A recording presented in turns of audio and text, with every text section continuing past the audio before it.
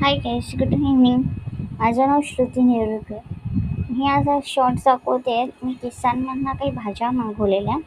So त्या ह्या भाज्या अशा आहेत. बघा किती चांगले वांगी आलेत, मस्त वांगी आहे. परत हे शिमला मिरची आहे आणि ही भेंडी, एवढी चांगली भेंडी आहे. मी आता हे सगळं अनपॅक करून ठेवते, जेणेकरून व्यवस्थित राहील. पेपर बॅगमधनं काढून ठेवते.